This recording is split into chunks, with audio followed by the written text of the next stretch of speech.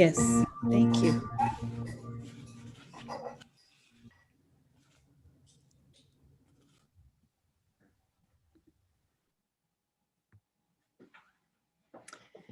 Good morning and welcome to worship with the Unitarian Universalist Church of Ventura and with UUs from across the continent.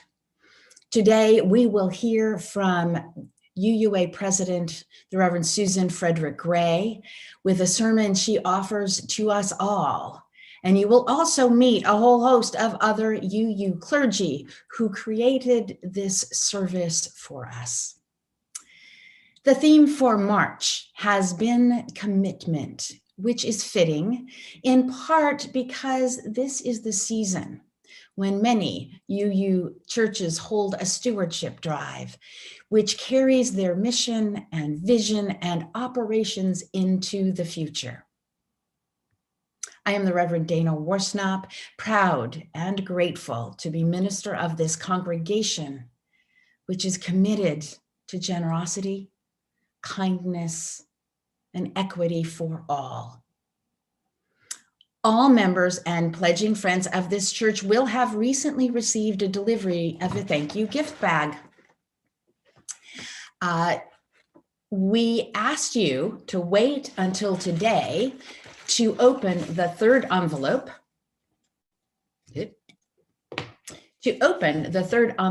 So please have this on hand for later in the service.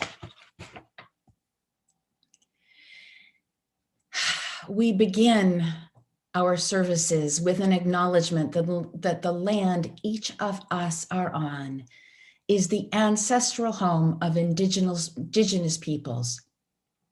In most of Ventura County, this is the Chumash people. And so, let us arrive here, breathing here together. Let us be reminded here of the promises we make and what we commit our hearts to, including the fellow Unitarian Universalists with whom we are in covenant. Let us all enter sacred space.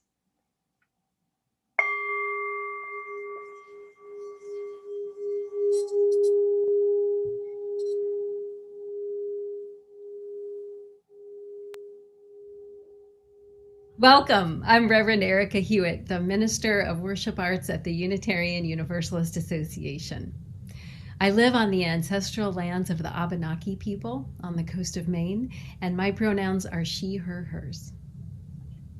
I'm Reverend Vale Weller, Congregational Giving Director at the UUA. I live on the ancestral land of the Ohlone people in San Mateo, California, and I use she, her, her pronouns. This worship service is an offering from your UUA, Worship Web, our Stewardship and Development Department, and your UUA President. It's an expression of our covenant to and with each other. You are part of us and we are part of you.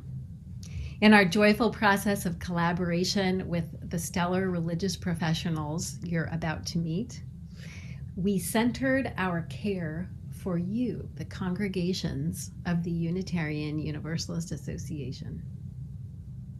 Even in these times when we are with one another virtually, let us remember that we belong to one another. We are loved into being. These are times of isolation and loneliness. Our hearts long for connection and for one another. Illness has visited our lives. Struggle and pain are in our communities. Our children's lives have been disrupted. There has been such great loss. And yet we are surrounded by beauty, by grace, and by music that blesses us. All the while, we are surrounded by love. We are loved into courage. We are loved into community. We are loved into generosity. We are loved into being. We are loved into being. Come, let us open our hearts and grow the size of our souls.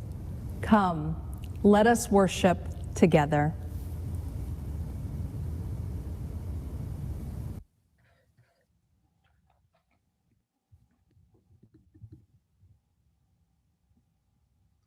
Come, whoever you are, wanderer, worshiper, lover of leading. Ours is no caravan of despair. Come, yet again come. Come, whoever you are, wanderer, worshiper, whoever you're leading. Ours is no caravan of despair. Ours is no caravan of despair. Ours is no caravan of despair. Ours is no caravan of despair.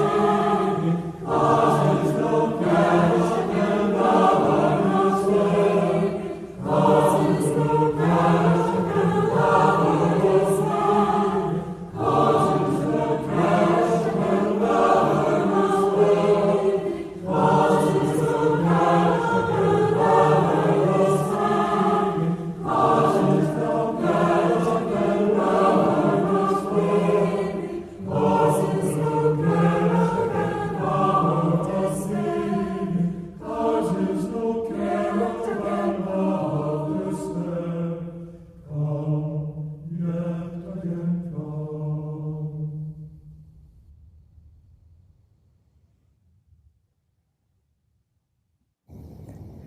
I'm joining you here from First Parish in Cambridge, and I want to thank the First Parish community and Reverend Adam Lawrence Dyer for offering their space to us.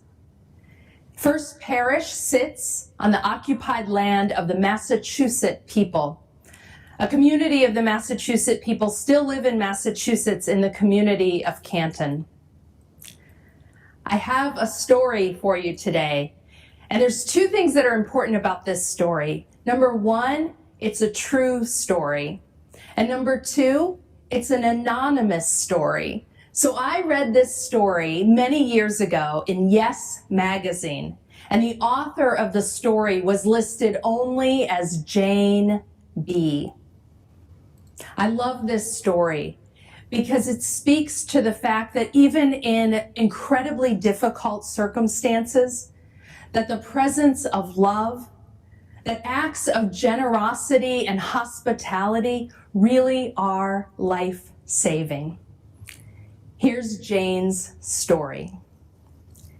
Jane and her brother grew up in the 1940s in Hollywood, California, a town known for show business.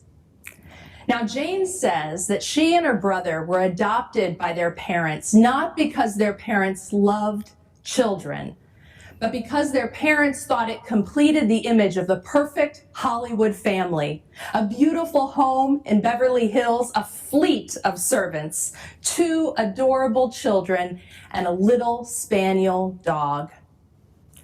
Jane and her brother hardly ever saw their parents. They were largely raised by the housekeepers and nannies. It was only on Sunday when the whole family went to the country club. There, Jane and her brother were expected to be perfectly well behaved, not to run around or get dirty, to know which piece of silverware to use at every course, to be seen but not heard.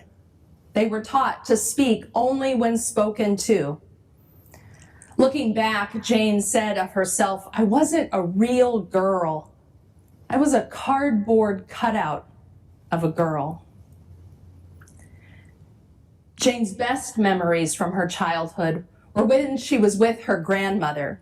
And one day, her grandmother took her to a rummage sale in a church basement. Now, this was Hollywood, California. So this rummage sale was filled with costumes and fancy clothes that were from the movies or from movie stars. Jane's grandmother gave her $2, which was a lot of money at that time, and said, "Buy whatever you want." Well, Jane went home with 2 armfuls of things. And as soon as she got home, she ran straight up to her room with all of that loot. And she started trying things on. Finally, she settled on a little pink night dress, a big broad hat, white satin gloves, and every piece of costume jewelry that she bought. She looked at herself in the mirror, and Jane was awestruck. She looked like a different person. She decided to give herself a new name, Madame Modifus. Now, whereas Jane was quiet, Madame Modifus was bold. And whereas Jane was shy, Madame Modifus was flamboyant. And whereas Jane always did exactly as she was told, well, Madame Modipus, she had a mind of her own. Jane, all dressed up, ran down the stairs across the yard to the house next door and knocked on the door. When the mother next door and her little son opened the door, their jaws fell open. Jane said, "My name is Madame Modifus. May I come in for tea?" Well, the mother and her son, they welcomed Jane into their home. They played for hours, and then Jane went back to her house. Now, any time that Jane had a little bit of time to herself, she would get all dressed up and she would run to the neighbor's house, and they just came to call her Madame Modifus. Jane ends her story by sharing how she now is a grandmother, and that one of her favorite things to do is to visit her own grandchildren, and that whenever she goes to see them, they wait for her outside on the yard, and when she pulls into the driveway, they jump up and down and scream her name, Maudie, Maudie, Maudie, the only name they've ever known her by.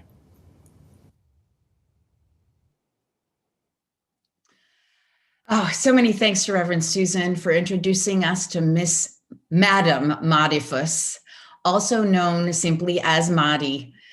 Such a great story about someone loved into being by family and by neighbors. I'm sure we will be hearing more about Maudie later in the service. And yet first, we get to hear from one of our own dear ones, one who grew from child to youth to the brink of adulthood in the embrace of this congregation.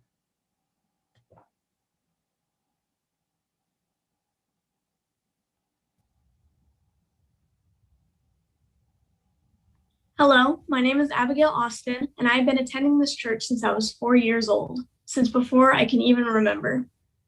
For more than 14 years, it has been a weekly reminder that I have somewhere to go where I am welcomed and supported unconditionally.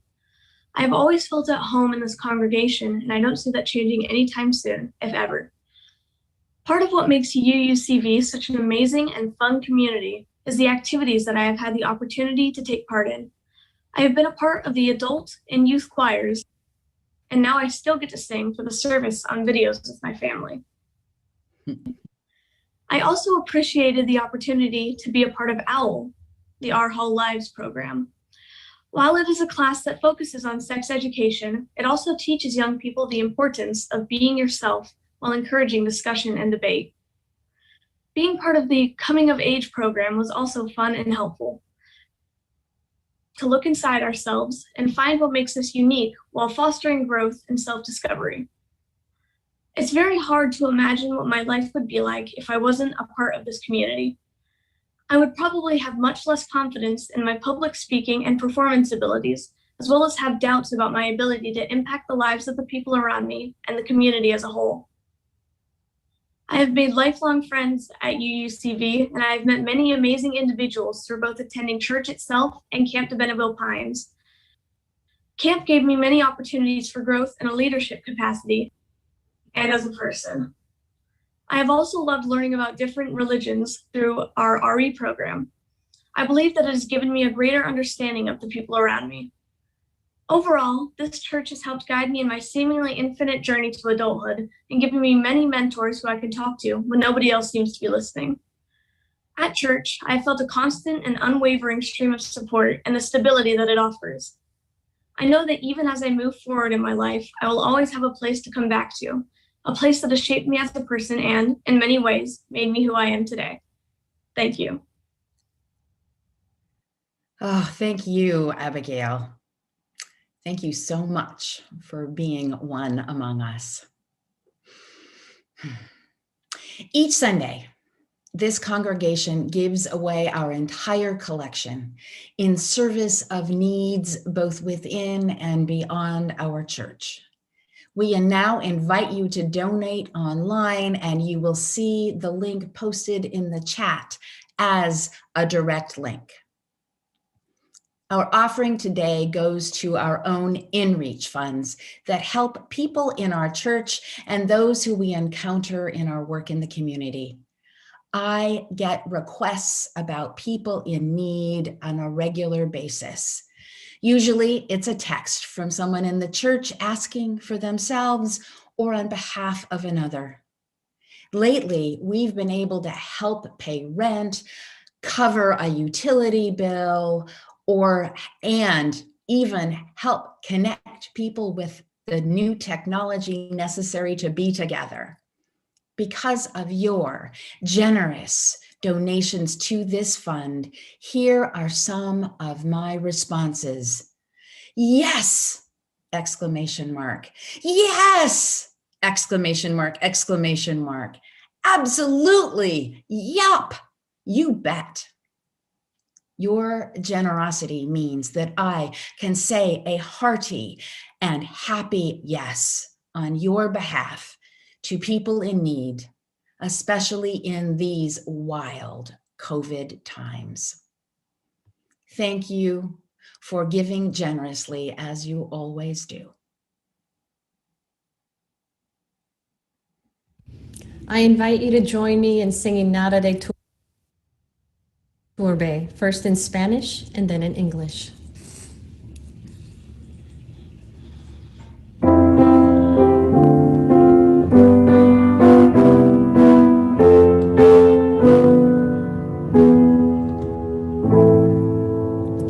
Nada te turbe, nada te espante, quien a Dios tiene, nada le falta, nada te turbe, nada te espante, solo Dios basta. Nothing can trouble, nothing can frighten those who seek God shall never go wanting. Nothing can trouble, nothing can frighten. God alone fills us. We are grateful for the generosity of this congregation, which weaves a web of support and love, holding us all through challenging times. A tapestry of love we call community. Hello, I'm Worship Associate Sue Brinkmeyer. Each week, we lift up the joys and sorrows that have been shared with this community. You can send in a joy or a sorrow by using the link on our website, uuventura.org, or a link in the Thursday email, UUCV This Week. As I share each joy or sorrow today, I'll drop a stone in water. May the ripples that pass through the water remind us of our deep connections to one another and of the ways a joy or sorrow that touches the heart of one of us spreads throughout our community to touch us all. Here are the joys and sorrows shared with us this week. Actually, it's just 2 joys that were shared so far. Annette Heck shares a joy.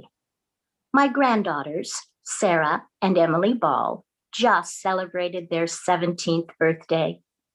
Sarah just got her driver's license.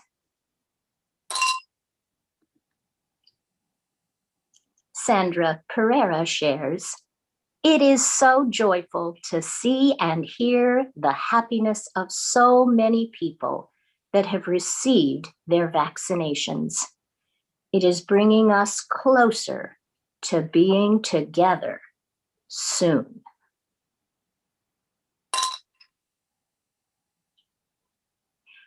I invite you now to speak aloud or hold in your heart or enter into the chat the names of those you wish to celebrate or memorialize, or those who may need the loving embrace of this community.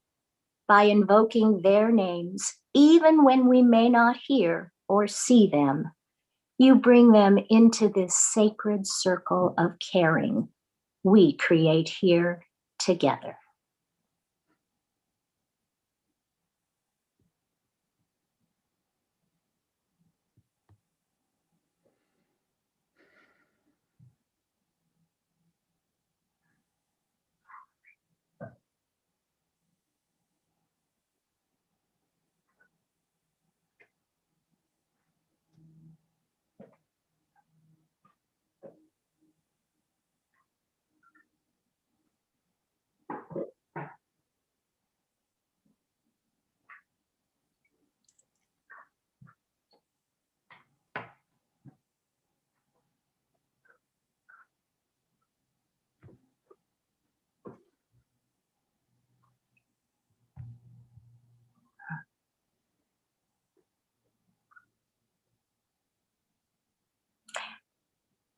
I invite you now,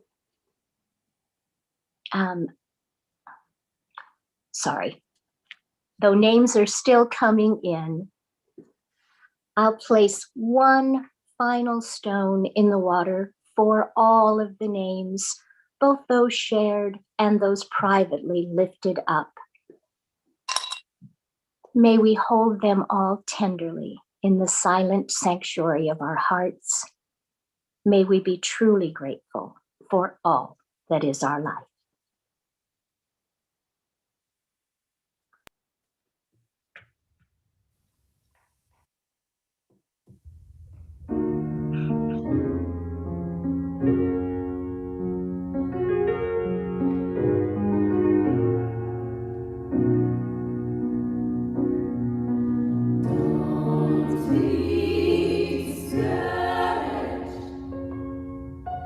Don't give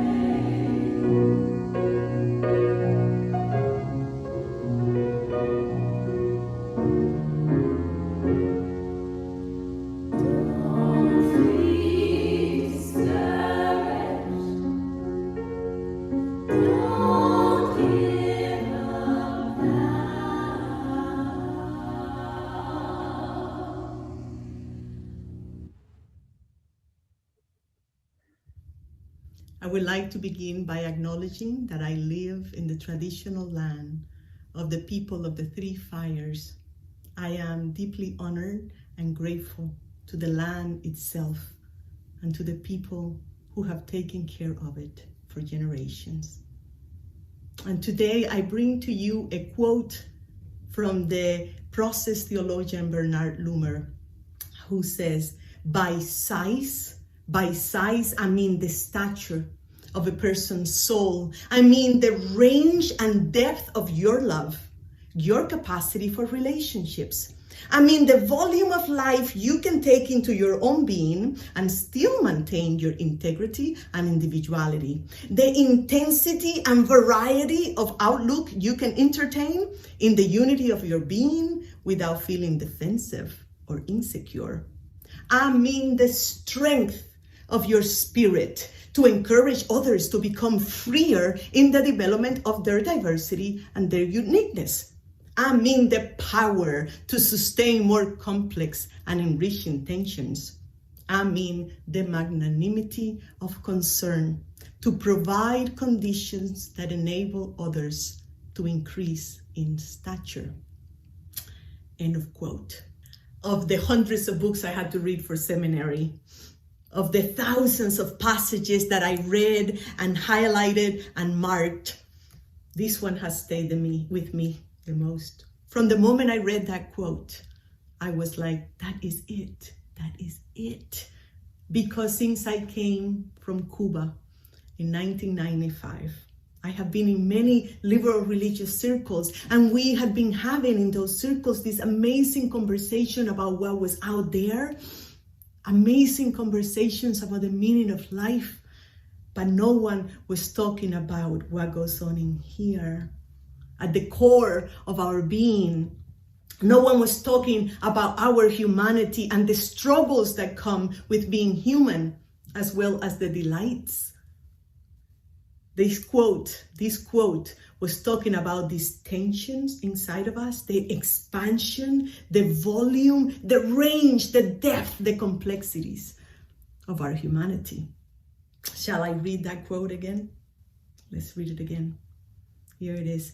By size, I mean the stature of a person's soul, the range and depth of your love, your capacity for relationships. I mean the volume of life you can take into your own being and still maintain your integrity and individuality. The intensity and variety of outlook you can entertain in the unity of your own being without feeling defensive or insecure. I mean the strength of your spirit to encourage others to become freer in the development of their diversity and their uniqueness. I mean the power to sustain more complex and enriching tensions. I mean the magnanimity of concern to provide conditions that enable others to increase in stature. Here's another reason why I love that quote so much, why it resonated with me so much. It's particularly this line, I mean the strength of your spirit to encourage others to become freer in the development of their diversity and uniqueness. I was like, what if that is the future of liberal religion? What if this is where we have failed by not encouraging others to become freer in the development of their own diversity and their uniqueness? The story of Madame Modifus is a story that is painfully familiar to me. Someone who came from another country, from another culture, and having to tone it down in order to fit in, because my whole self is not welcomed in some places. And what I know about the human soul is that it goes into hiding. It goes into hiding when we can be our full selves, our whole self. And that breaks my heart every single day, seeing what oppression and repression does to the human soul, to our core, to what is most authentic, most unique, most precious about us. What having to repress our life force does to our psyches. I know. And so this quote is asking us to grow the size of our soul, to expand, to open up and let in more perspectives and more languages and more cultures and more colors, more diverse wisdom, and to wrestle with how that contradicts our own worldview. It is asking us not just to allow others their uniqueness, but to invest in the growth of others. That's my second favorite line. I mean the magnanimity of concern to provide conditions that enable others to increase in stature. And that is love, beloveds. That is love. That is love. That investment in creating the right conditions for all of us to grow and flourish. And you know what Zora Neale Hurston said about that, right? She said, love, make your soul crawl out from its hiding place. Love, make your soul crawl out from its hiding place. May we create more loving conditions. May we invest in love. May it be so. May it be so. Amen and Ashe.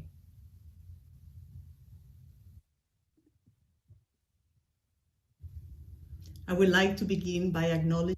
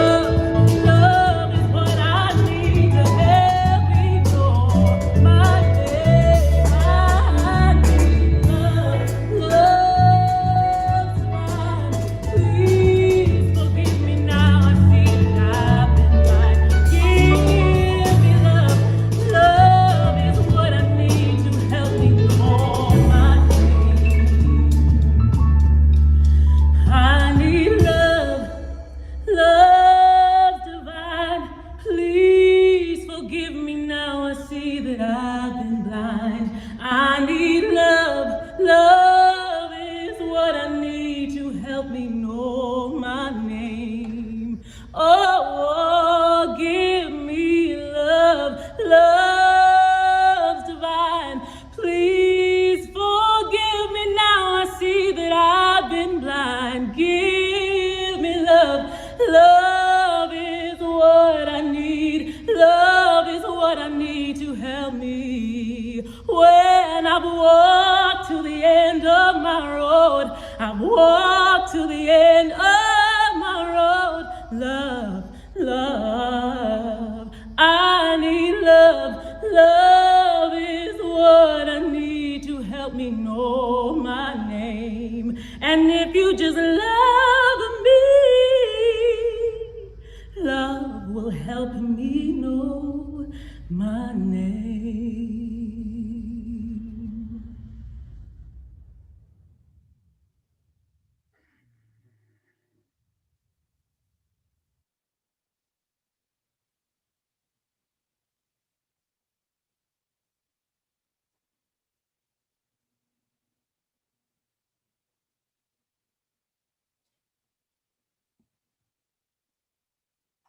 Yes, love is what I need to know my name. These words from the artist Seal capture the meaning of our story today. The story of Jane and her discovery of her full self and her real name, Maudie. Jane's story captured my attention the first time I read it. Her words, I wasn't a real girl. I was a cardboard cutout of a girl. They stayed with me. It's clear the trauma and the pain of her home life. And this isn't unique or even uncommon for children, for any of us. So many of us know these experiences in our home lives, in our work lives, or in the stifling cultural conditions of oppression that seek to make us small, quiet, invisible. Conditions that seek to rob us of our fullness. But then something happens for Jane. Through the love of her grandmother, the generous embrace of the neighbors, and a little bit of imagination, Jane's full self, Maudie, finds expression. The freedom she experiences is in moments. Those moments when she's able to steal away from her house and go to her neighbors. But it is enough. These small moments of joy and love in the midst of the neglect and the suffering, they are life-saving. Zora Neale Hurston writes, love makes your soul crawl out from its hiding place. And that is exactly what Maudie's soul does. She is loved into the fullness of her being. I hear echoes of my own story in this story. And maybe you do too. For me, in a time of tremendous difficulty in my life, my UU church was the neighbor's house, full of warmth and welcome, music and imagination. And the grandmother, that was my Sunday school teachers, whose love and care, coupled with joy and attention, it made a difference in my life when I most needed it. That congregation, that community, those teachers, they helped me find my voice, my spirit, my soul. They loved me into being. I imagine that you too have stories like this. How Unitarian Universalism, its theology, its people, its ministry changed you, saved your life, helped your soul crawl out of its hiding space. How it helped grow the size of your soul. As process theologian Bernard Loomer so powerfully describes, by size, I mean the stature of a person's soul, the range and depth of your love, your capacity for relationships, I mean the volume of life you can take into your being and still maintain your integrity and individuality. There's so much expansiveness and generosity in Loomer's definition of the size of your soul. And he goes on. He says, I mean the strength of your spirit to encourage others to become freer and the development in their diversity and uniqueness. I mean the magnanimity of concern to provide conditions that enable others to increase in stature. You see, Loomer is not just talking about individual growth and liberation. And this matters to us as Unitarian Universalists because our faith has never been solely about individual spiritual growth. As Unitarian Universalists, we understand salvation not as individual, but collective. We recognize the fundamental interconnectedness, interdependence of all life and of humanity.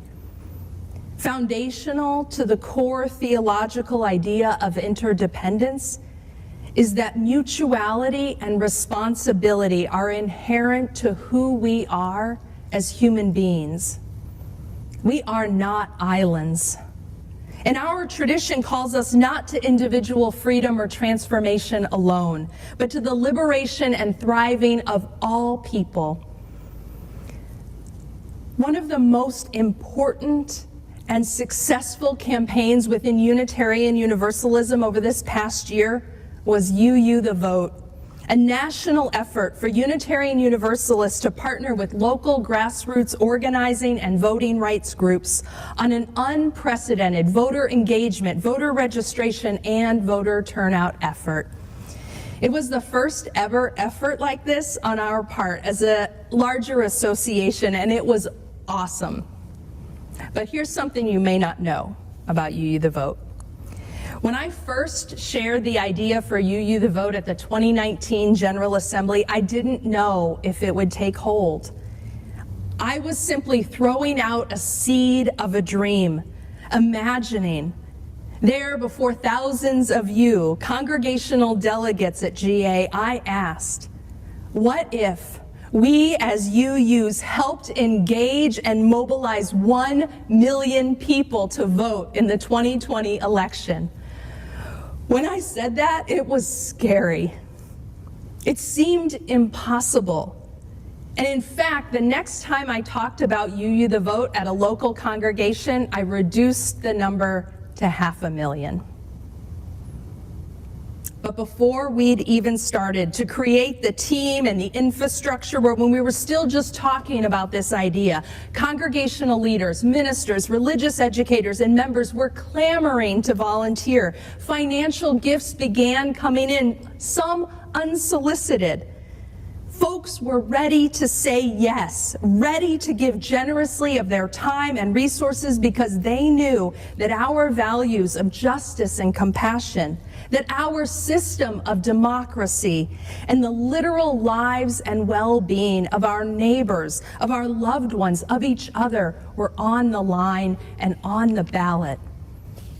Thousands of people volunteered. Thousands of donors came forward from our congregations, many of you, and together we invested tens of thousands, if not hundreds of thousands of hours and well over $1 million to vote love in the 2020 election. And in the end, we reached well over 3 million potential voters, far exceeding our wildest dreams. In what was the largest, most transparent and accessible election in our history, we UUs played a significant role. And we were likely the largest, most organized, faith-based pro-democracy effort during the election. Wow. Imagination, generosity, commitment, collective action. These fueled UU the Vote. But there was also some magic to it. Because it recognized our strengths and it invited us more fully into who we are. For we are the people who show up. We are the people who work together in community. We are people who believe in democracy, who understand our faith as active, who are concerned about the conditions of justice here and now, and who, when it comes right down to it, are a hopeful people. We are a hopeful people about what is possible and about our agency and capacity to meet the challenges of our time.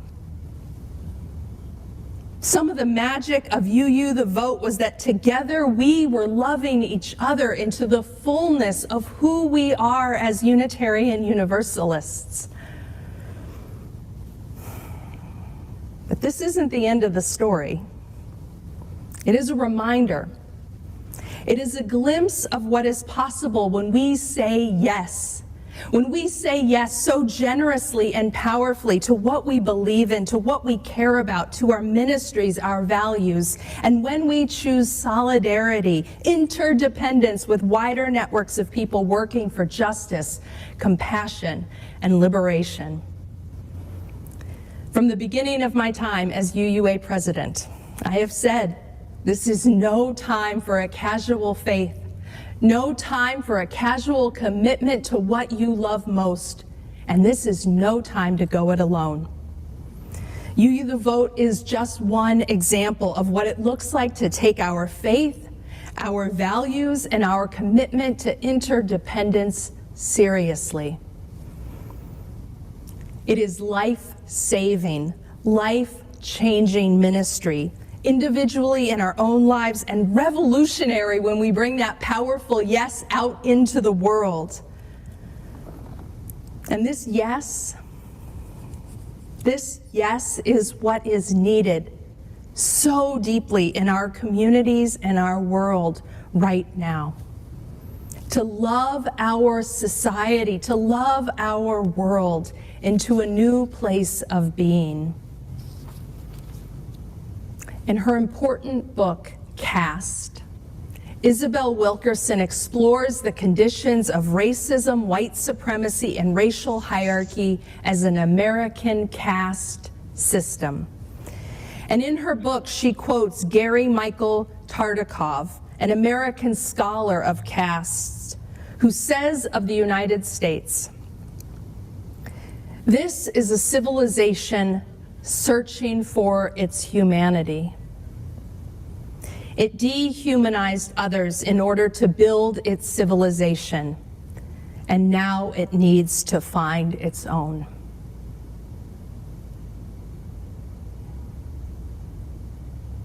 There's power in those words and that history. So how do we find our humanity as a society, as a country, as a civilization? The Reverend Dr. Martin Luther King said the key was love. By love, King did not mean a sentimental or romantic kind of love, but rather an overflowing, audacious, and unconditional love that sought the fullest unfolding of every person. King said this love might well be the salvation of our civilization.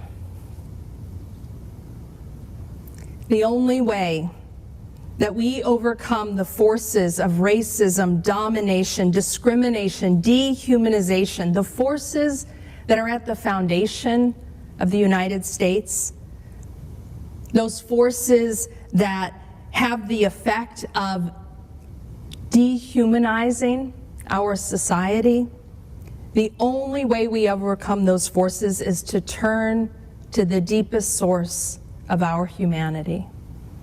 And as Unitarian Universalists, we know that that foundation, that source of our humanity is our compassion and our interdependence, our mutuality and relationship and responsibility to each other. In other words, I would take Bernard Loomer's words and King's words and say, we need to grow the size of our love. And by size, as Loomer says, I mean the range and depth of your love, your capacity for relationships. I mean the volume of life you can take into your being. I mean the strength of your spirit to encourage others to become freer, to provide conditions that enable others to increase their stature, the size of their love and their soul. And this is where the real spiritual depth and calling of our faith lives, not just as an intellectual exercise, but as embodiment. Embodying and growing our capacity for this powerful form of love that encourages all of us to live into the fullness of our being and that is committed to the conditions that make this fullness possible for everyone. Compassion, interdependence. Looking back, the love of her grandmother, that trip to the church rummage sale, and the generous, inclusive embrace of her neighbors made a powerful difference to young Jane, to Maudie. Looking back, the warmth and magic of my UU church and the love and care of my Sunday school and youth leaders shaped my life and my calling in ways that I will always be grateful for and will never be able to repay. Looking back, UU the Vote became this incredible source of community, joy, and positive action in the midst of what was one of the most traumatic times in our lives. It drew us together in unprecedented ways and was a lifeline. And this is not the end of the story. It's just a glimpse, just a few stories to capture some of what is possible in all of our congregations when we say yes. When we say yes boldly, audaciously, powerfully to our values, to our spirits and our love, and to one another. These stories and more are happening all across our congregations. None of us will ever know all the difference that our generosity to our congregations has made to the lives of our children, our families, our elders, to the lives and conditions of our larger communities. We'll never know all the ways that we have helped make a difference. When we give boldly, generously, audaciously of our financial resources as we are able, we make our values and our ministry manifest in the world. When we give generously of our hearts and our care and our love to our children and families, elders and adults, young adults and youth, we change lives. We save lives. And when we dream big, as leaders and staff about the impact we are called to make in the wider world, lives are changed. The material conditions of our communities can change. We are changed. We make it possible, loved into fullness, loved into being. May we keep saying yes, boldly, courageously, and lovingly to our values and our faith. May it be so.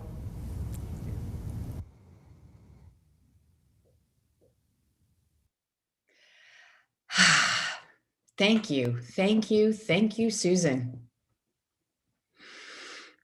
So, to be ready for this next part, which is an invitation to generosity, now's the time to have your second envelope ready. For this is our Celebration Sunday, delayed exactly 1 year for, yes, it was the third Sunday in March, the second Sunday of the Great Shutdown just last year, when we were set to celebrate our generosity and our commitment to one another. And I do thank the Reverend Susan Frederick Gray for helping us celebrate a year later. I even saved one of my cookies. Woohoo.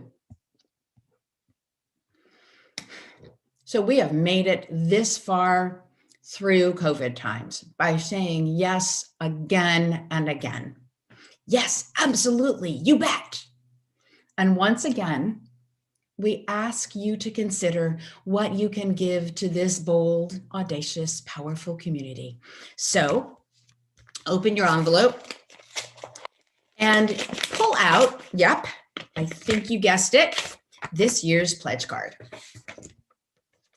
The generosity team has also helpfully included a self-addressed stamped envelope for you to return your pledge card as soon as you can. Now, we know that some of you here today are new to the congregation and you didn't get a pledge card delivered to your doorstep. And I invite all to listen to the music that comes up and consider what this community means in your life. If you're brand new to us, just let it all wash over you. And if you've been around for a while, if you were part of UU the Vote, if you've been a parent of a child or youth in our program, a teacher, a leader, an artist, a thinker, a giver, a dreamer, please listen to the music that's about to come up and fill out your pledge card and then put it all in the mail right away, please. So please, yes, please say yes once again to our values, our spirits, our love, and to one another. All of us, including Unitarian Universalists across the continent, are being given this invitation today because we have been loved into being. And this is a chance to give of your tangible energy to a congregation that has nurtured and grown you. It is an opportunity to align resources and highest values. May it be said that generosity is our response to the gifts of the world. I echo Reverend Susan in asking you to give boldly, generously, audaciously of your financial resources as you are able.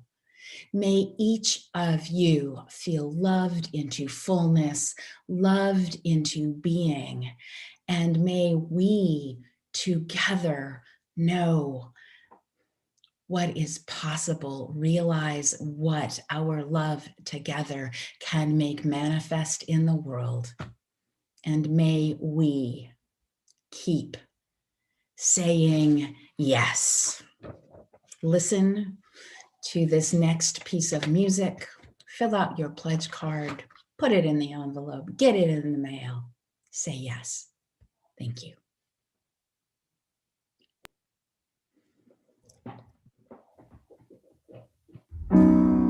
Broken down and tired of living life on a merry-go-round, and you can find the fighter, but I see it in you, so we go walk it out. And move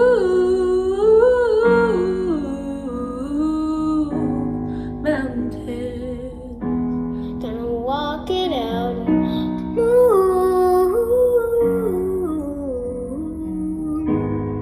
Mountains, and I'll rise up, I'll rise like the day, I'll rise up, I'll rise unafraid, I'll rise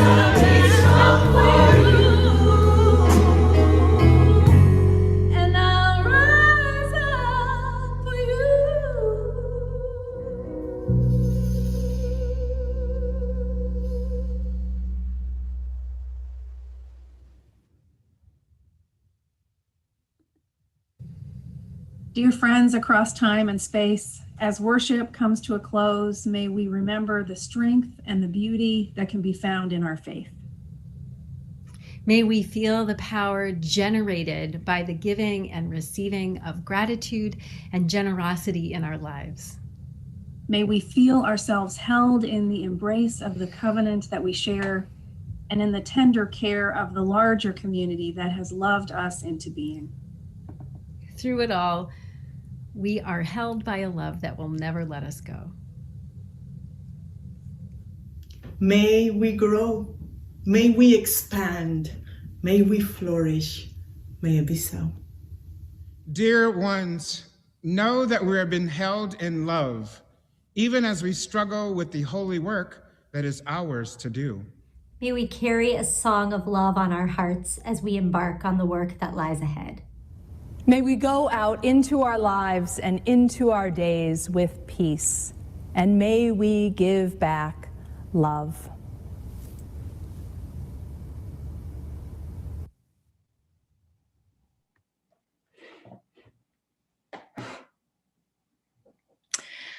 Oh, I thank the whole worship team from the UUA. I thank our worship team once again for putting together and pulling off a meaningful worship service. And I thank all of you for being here. I offer just a few final words and then invite everyone to join into breakout rooms for coffee hour. Final reminder, please do get your pledge cards in the mail as soon as you can. I leave you with these words from the Reverend Rebecca Parker. Choose to bless the world. Choose to bless the world. The choice to bless the world is more than an act of will. Moving forward into the world with the intention to do good. It is also an act of recognition, a confession of surprise, a grateful acknowledgement that in the midst of a broken world, unspeakable beauty, grace, and mystery also abide. None of us alone can save the world. Together, that is another possibility waiting. May we rise up. May we say yes. Go forth in love. Go forth in good health. Go forth in peace. May it be so. Thank you.